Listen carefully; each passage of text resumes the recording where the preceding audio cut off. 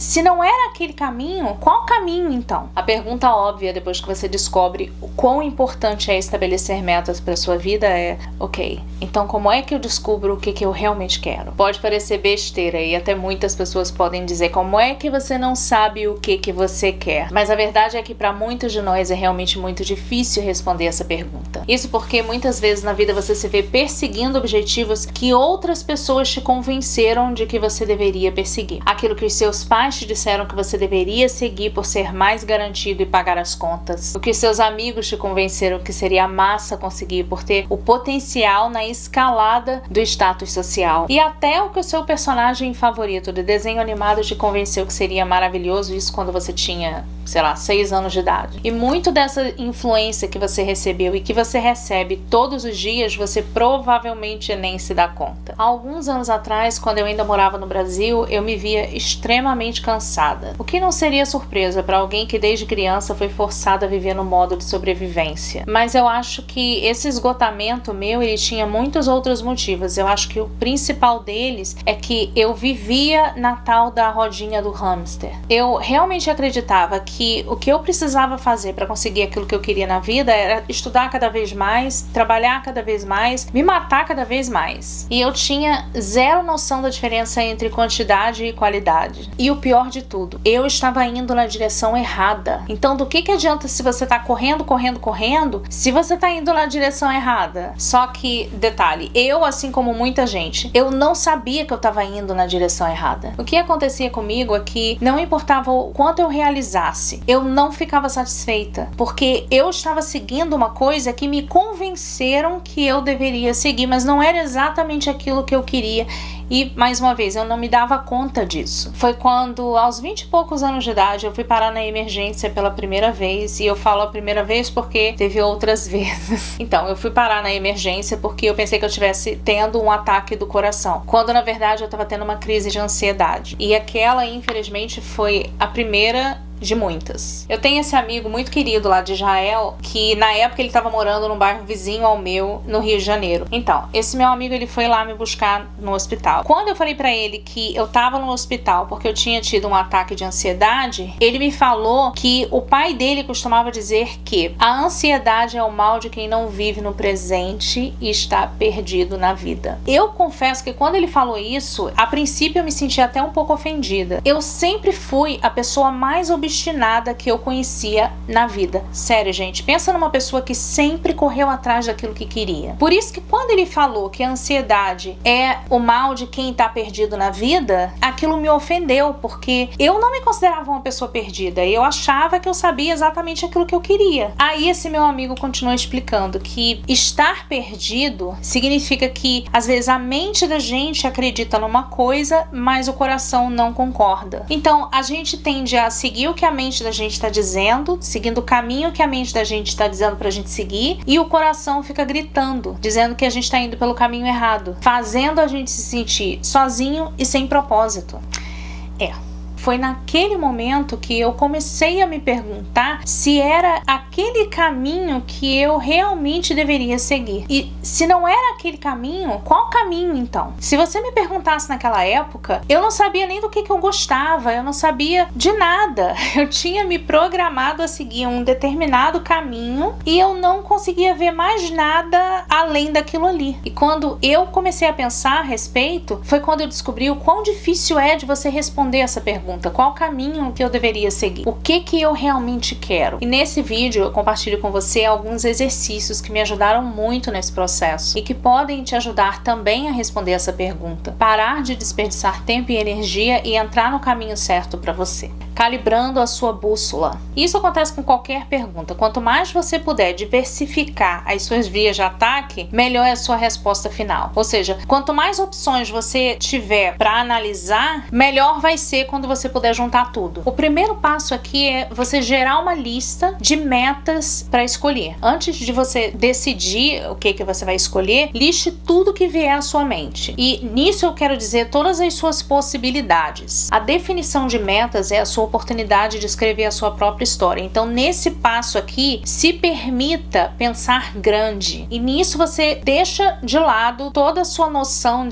do que você deveria fazer, do que pagaria melhor as suas contas. Esqueça tudo isso. Coloque tudo que vier na sua cabeça nessa lista, ignorando todos esses conselhos que você recebeu desde criança. Algumas perguntas aqui para você começar. Em qual problema ou causa você gostaria de poder trabalhar, mas as pessoas disseram para você que é grande demais e você não vai conseguir? Coloca na lista. Digamos que o ano é 2043 e você tá lá dando uma palestra no TED Talk. Sobre o que você tá falando? Uma outra que eu acho que é uma das melhores. O que você faria se o dinheiro não fosse problema? Outra. Se você fosse a última pessoa na Terra, o que você faria? Agora a pergunta que eu acho que é a mais importante, e no meu caso foi a que mais me ajudou, e é a pergunta que eu costumo me repetir, eu repetir pra mim mesma, né? Repetir pra mim mesma, sempre que eu vou tomar uma decisão mais importante, eu preciso entender o que realmente importa pra mim. E também é uma pergunta muito difícil das pessoas quererem pensar, mas é uma pergunta realmente muito importante que você precisa se fazer. O que você quer que seja dito no seu obituário? Com os meus clientes, eu sempre trabalhei muito com essa noção da morte, que a morte vai chegar, porque as pessoas elas se esquecem daquilo que realmente importa para elas por tanto tempo, e elas se afundam tanto, elas se afogam tanto naquelas pequenas tarefas do dia a dia que elas precisam dar conta, ou de colocar os outros antes delas, ou é tanta coisa que vai acontecendo no dia a dia que as pessoas esquecem do que realmente importa. E quando você começa a se lembrar, a sempre se lembrar de que você é finito, de que a sua vida é finita, de que você é efêmero, você vai passar. Os seus filhos podem se lembrar de você, os seus netos podem se lembrar de você, os seus bisnetos provavelmente nem vão te conhecer, e a próxima geração não vai nem saber que um dia você existiu. Se ver você lá numa foto, não vai saber quem você é ali naquela foto. Você vai deixar de existir, você vai virar poeira. Esse foco de longo prazo desloca a nossa atenção do que é que vai trazer aquela felicidade momentânea para o que realmente vai dar sentido para nossa vida. O que você precisa buscar na sua vida é significado. A felicidade ela vem por consequência. Muitas vezes a conquista de uma meta ela não é o que realmente vai nos tornar felizes, porque tudo tem a ver com o significado que a gente coloca naquilo ali. Por exemplo, as pessoas que trabalham com caridade. A pessoa que trabalha com caridade, a felicidade dela, a realização dela tá no significado, tá em entender que aquilo que ela está fazendo é importante. A pessoa ela é realizada simplesmente por ela estar fazendo aquilo ali. E é esse significado que é interessante da gente buscar naquilo que a gente vai fazer. E isso varia de pessoa para pessoa. Eu acho que muito da nossa angústia atual vem da gente confundir essas duas coisas, né? A felicidade e o significado. A gente se ilude achando que a gente vai ser feliz quando a gente atingir as metas, só que a gente vai buscando as metas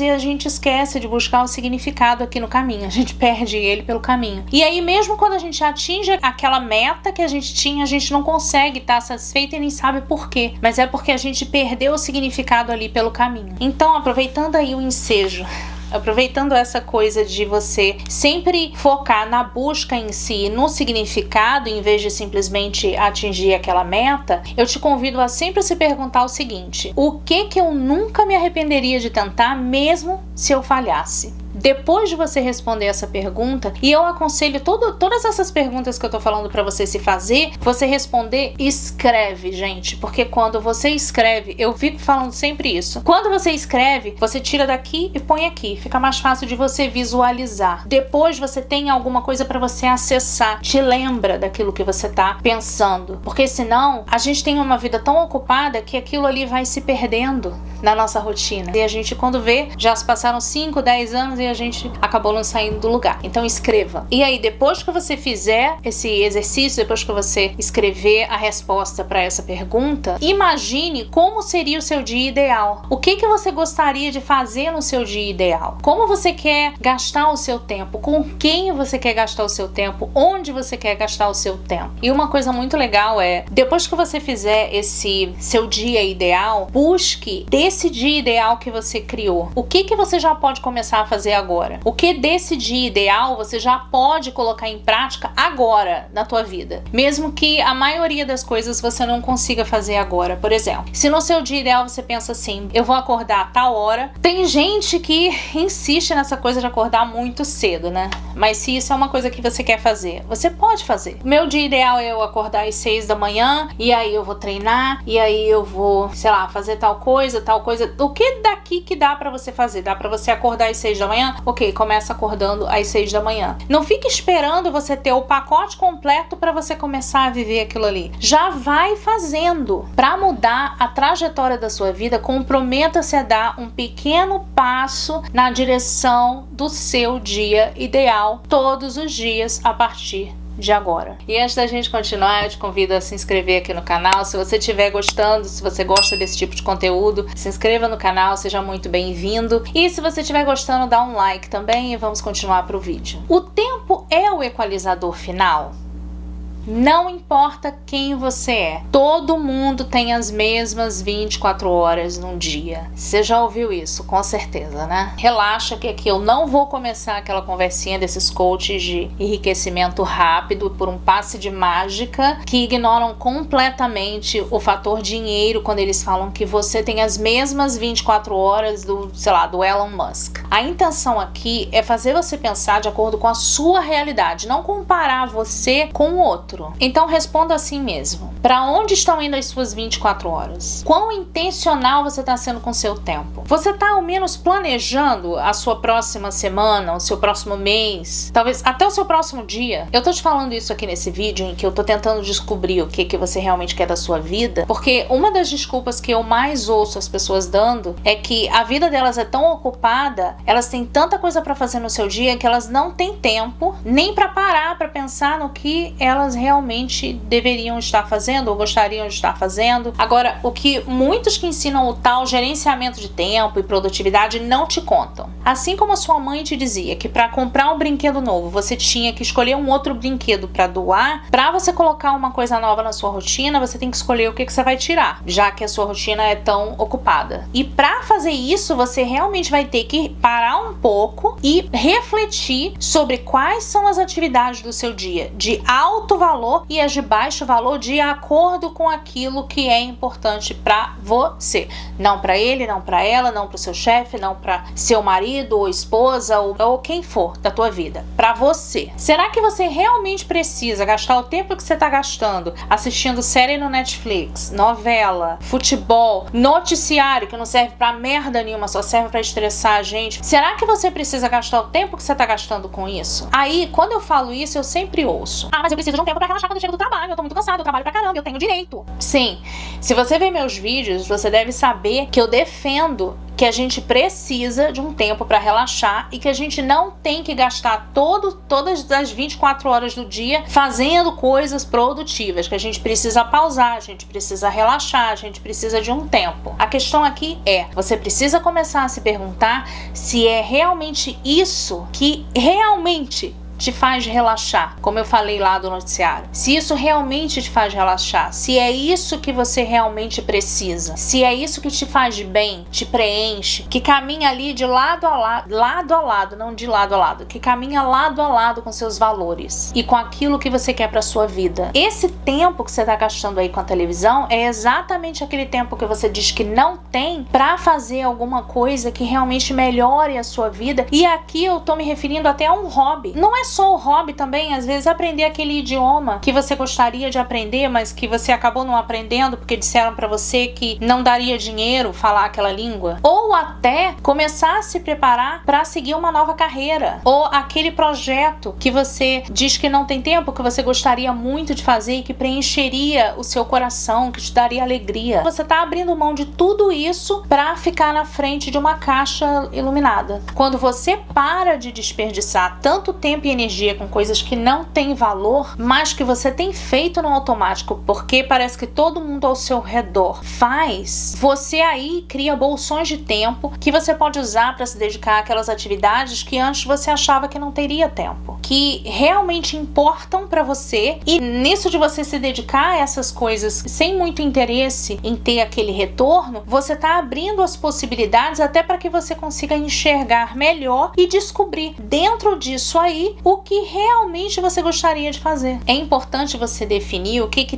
tempo bem gasto significa para você e começar também a acompanhar regularmente o quanto do seu tempo você está gastando com o que realmente importa. Essa compreensão, ela requer você visitar regularmente, conscientemente, os seus valores mais profundos. Enquanto você tenta meio que se imunizar das expectativas culturais, das expectativas daqueles que estão ao seu redor. O que eu quero dizer com isso? A partir do momento em que você, digamos que você queira aprender aquele outro idioma, e aí você chega em casa do trabalho e o seu companheiro ou a sua companheira já está acostumado ou acostumada a ver uma série de Netflix com você. E aí você vai chegar e vai falar, não, olha, eu tô aprendendo a falar, sei lá, mandarim. É óbvio que vai rolar uma pressão ali. Quando você tem isso bem firme na sua cabeça, fica mais fácil de você se imunizar desse tipo de pressão. Eu te aconselho até já ter as respostas prontas na sua cabeça. Isso acontece muito quando a pessoa para de beber. As pessoas que andavam com ela têm uma certa dificuldade de aceitar que aquela pessoa já não faz parte mais daquilo ali. Não é porque as pessoas ao seu redor querem o seu mal, não é porque elas não querem que você evolua, não querem que você cresça. Eu acho que, bom, a gente pode fazer um vídeo só sobre isso, mas eu tenho algumas teorias. Uma das teorias é que, geralmente, essa é a parte ruim. Geralmente as pessoas que estão nesse nível aqui, quando você vai subir, elas não querem, porque isso faz com que elas se sintam forçadas a subir também, elas vão ter que fazer mais esforço, e faz com que elas sintam que elas podem ser inferiores a você, elas sentem esse sentimento, essa sensação de inferioridade. Então a tendência é o que? Elas quererem puxar você para baixo. Tem essa teoria. Tem algumas outras teorias, eu não vou entrar nesse caso aqui porque isso é tema para um outro vídeo. Uma outra coisa que eu quero levantar aqui é que muitos de nós pensa que precisa de muito dinheiro, de muito mais dinheiro do que realmente precisa para se dedicar a alguma atividade. É muito comum a pessoa nem tentar, nem buscar, nem saber o preço, nem buscar alternativas, porque já coloca na cabeça, não, isso não é para mim, isso é muito caro, isso não é para mim. Esse isso não é para mim é uma crença. Geralmente é uma coisa que você ouviu quando você era criança e aí aquilo ali ficou ali enraizado em você. E isso é o que eu sempre gosto de falar. Sempre se faça perguntas. Cara, a câmera tá bem na minha cara. Se eu tivesse qualquer insegurança com o meu rosto, eu estaria lascada agora. Bem de perto. Ok. De fora da caixa. Se tem uma habilidade super importante que você precisa começar a trabalhar, que não só vai te ajudar a definir o caminho que você deveria seguir, mas que também é uma ferramenta incrível quando você precisa tomar decisões difíceis. Essa habilidade é a de ter uma visão externa dos acontecimentos, ou seja, de conseguir pensar fora da caixa. Você já notou quando seus amigos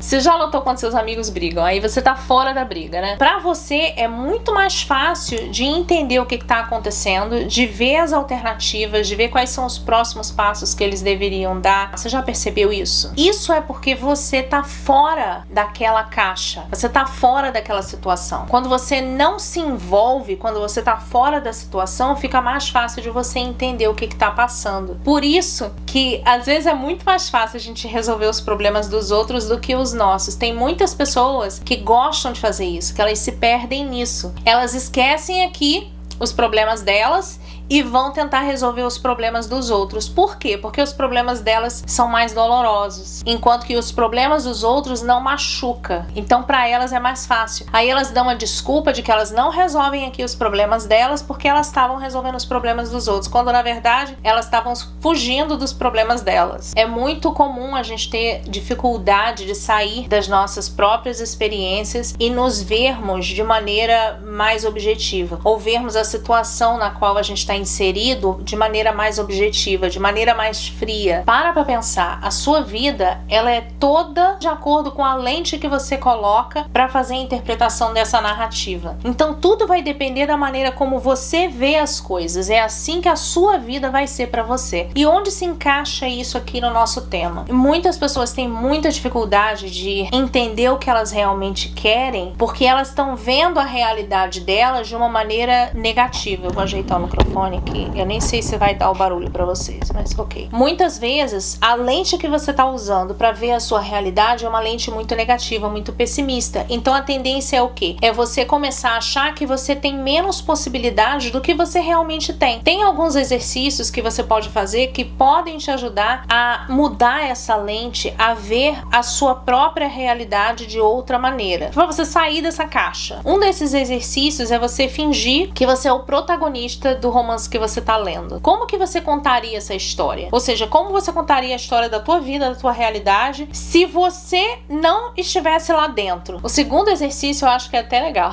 Imagina que você acabou de ser transportado para o seu corpo e você teve assim amnésia total, você não sabe de nada do seu passado, as suas escolhas, as suas decisões, as coisas que aconteceram com você, os seus traumas, as coisas que as pessoas ensinaram para você, as suas crenças, você perdeu tudo, você não lembra de nada, você é uma folha em branco. Então a sua única opção é você avaliar a sua situação aqui no presente e usar as habilidades que você já percebeu que você tem para você poder viver essa realidade, ou seja, fazer o melhor com aquilo que você tem ali naquele momento. O que você faria depois? Depois que você fizer esse exercício, faça uma lista das coisas que vierem à sua cabeça daquilo que você gostaria de fazer na sua vida. Agora que você já tem aí algumas metas em potencial, tá na hora da gente dar uma lapidada. Primeiro, você vai riscar qualquer meta destinada a atender às expectativas e necessidades dos outros. Então qualquer meta que você tem aí, eu quero ajudar o fulano a pagar aquela conta, risca. Eu quero, sei lá, pagar tal coisa pro meu filho, risca. Parece egoísta, risca. Não é pra você, é pra outra pessoa, não importa que seja seu filho, que seja seu pai, sua mãe, seu melhor amigo, não importa. Aqui a gente tá trabalhando para você. Agora, segundo aqui, você vai diferenciar e separar o que é objetivo do que é sonho. Embora a busca pelo objetivo seja inerentemente recompensadora, independentemente do resultado, os sonhos dependem da realização. E entenda também que cada escolha vem com um custo de oportunidade correspondente. Se pergunte o que você precisa sacrificar para perseguir esse objetivo. Nem sempre você vai ter que sacrificar, mas na maioria das vezes sim, você vai ter que abrir mão de alguma coisa, você vai ter que trabalhar de alguma maneira, você vai precisar se cansar. Eu gosto de defender a ideia de que nem sempre você precisa sofrer para você atingir os seus objetivos. Isso é bobeira, mas na maioria das vezes os grandes objetivos você vai ter que sacrificar alguma coisa assim, você vai ter que trabalhar, você vai ter que se esforçar. Então, se faça essa pergunta, qual é o custo para você atingir esse objetivo? E aí você também vai se perguntar se essa meta ainda te entusiasma, mesmo você tendo consciência do sacrifício que você vai ter que fazer para atingir esse objetivo. E aí uma dica, se você quer conquistar uma coisa muito grande, mas você não está disposto a fazer o que precisa ser feito para você atingir esse objetivo, então você não tem um objetivo aí, você tem um sonho. Isso não é um sonho, é um delírio, né? Já não é mais nem um sonho. Se você está esperando começar, depois de ter todas as informações, de ter tudo pronto, você está esperando demais. O mundo tá cheio de perguntas e as respostas para elas a gente só vai conseguir através de experiência, que vai te dar um mapa de um território mais preciso do que qualquer sugestão, conselho ou exercício. Portanto, faça. Não fica só aqui, na tua cabeça, não fica só no mundo do pensamento, da imaginação. Realmente faça. Enfim, o que você aprendeu com esse vídeo? Me diz aqui nos comentários o que você pensa sobre esse assunto, qual é a sua opinião, se você tem mais dicas, se você gostou, sobre o que você gostaria que eu falasse nos próximos vídeos. Por hoje é isso e bye!